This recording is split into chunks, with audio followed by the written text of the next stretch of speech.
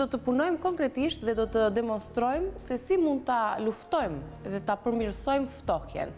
Shpeshherë këto recetat popullore që na ndihmojnë për të kaluar disa situata jo të mira në lidhje me se si ndihemi, janë shumë të mira për të na shpëtuar pa arritur të avancojë sëmundja në këtë rast.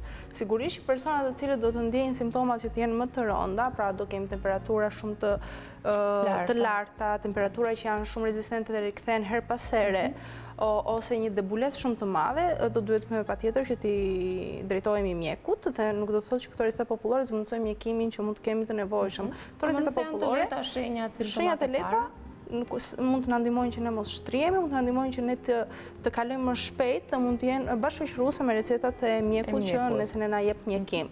Ndoshta edhe për fëmijët që ne nuk duam t'i ngarkojmë ato me lëndë kimike, antibiotik, që në fazat e para kur shikojmë disa shenja, siç mund të jetë rruf, fundët e bllokuara, dhimbje fyti dhe të kemi ne të mëdhenj, dhe pak koll do të ndihmojë jashtëzakonisht shumë që të kemi një gjumë shumë më të mirë në darkë, që ndoshta një fëmijë apo një rritur nuk do flerë shumë mirë vetëm nga gjumi, dhe automatikisht ndikon që edhe një gjumë i mirë të ndihmojë sistemin imunitar që të funksionojë më së miri. Dhe sigurisht që një ushqyerje e shëndetshme në këtë rast do të ndihmojë jashtëzakonisht shumë për të kaluar këto lehtësirat, le të themi, e para. Unë përzgjedha recetën e parë që është thjesht ujë me krip, që shpeshherë shohim që kemi sinuset e bllokuara si në të rritur, por edhe tek fëmijët. Ne mund të marrim shumë mirë ujë me krip, ta zjejmë atë. Ja, vendosim, kemi hapur sobën dhe kemi hapur. Një sasi, këtu kemi pak më shumë, po edhe këtu se do e përdorim më vonë, një sasi shumë të vogël ujë, se nuk është se mirë është ta bëjmë her pas here. Zjejmë ujë dhe shtojmë krip në këtë rast. Do hedhim krip, kanë një sasi të caktuar sa ujë sa krip, apo me sy do shohim? Në fakt, kur ne jemi të rritur, mund të përballojmë edhe një densiteti të kripës shumë më të madhe tek uji, por e rëndësishme është që të bëhet shpesh herë lavazhi se sa të bëhet. Është në rastin e fiziologjikut që ne marrim në farmaci, do bëjmë fiziologjik vetë në shtëpi në një farë mënyrë. Nëse do kishim edhe një krip Himalaja, do ishte një opsion më i mirë. Këtu janë diku ke rreth 150 ml ujë, pra një filxhan ujë le të themi, nuk është një sasi shumë e madhe, sigurisht që një pjesë do avulloj se do e lejmë që të valoj më së miri, në mënyrë që edhe vëm diku ke një lugë gjysmë gjellë kripë, dhe për të përforcuar le të themi efektin e vet, ndoshta tek fëmijët mund të shtojmë pak kamomil ose gjethe dafine që i gjejmë të gjithë në shtëpi, dhe e lejmë të zjej. Do e lem të ftofet dhe më pas me një shiring që është sterile, do përdorim për të bërë çplarjet her pas here.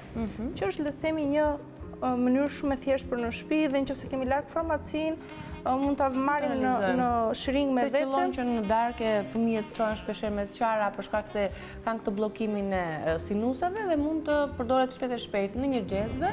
Mund të hedhim kripën, mund të hedhim ujin, gjethet e dafinës, mund të përdoret edhe me kamomil, sikundër Rolina e përmendi, dhe kjo është receta e parë. Kjo është receta e parë. Për ta nisur nga më e thjeshta. Kemi dhe persona të cilët mund të kenë një bllokim tek sinuset, që mund të kenë ndoshta edhe një infeksion, ndoshta duke marrë dhe një mjekim paralelisht antibiotik për le të themi infeksionet të sinuzitit në këtë rast.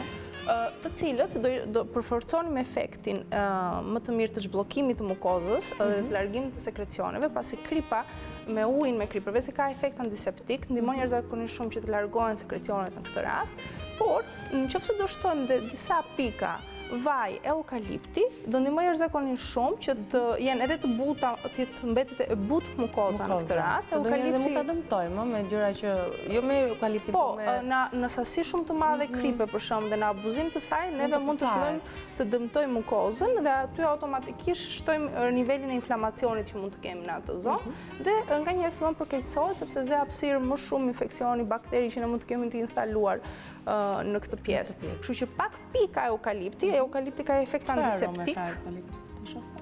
Do kuptosh që të hap direkt rrugën e frymarrjes.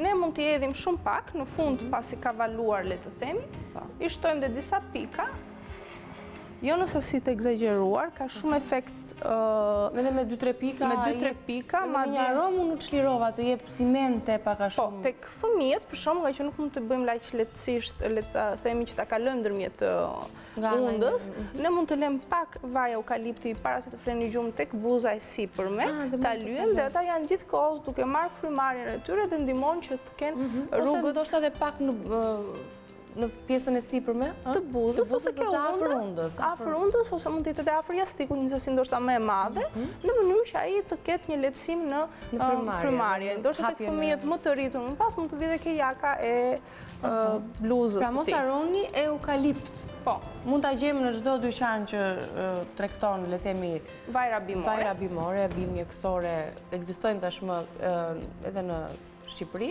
Kjo ka zjersh, kripa është shkrirë automatikisht, dhe vaj eukalipti do ishte mirë që të shtoheshe pas të ikte nga temperatura e lartë dhe të ftofeshe disi, po mund të kishim një pikatore për të qenë më korrekt, por unë duhet një maj fare. Shumë pak, po. Do të një pikë pak.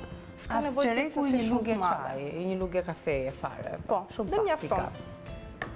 Kjo ishte receta e parë, le të themi.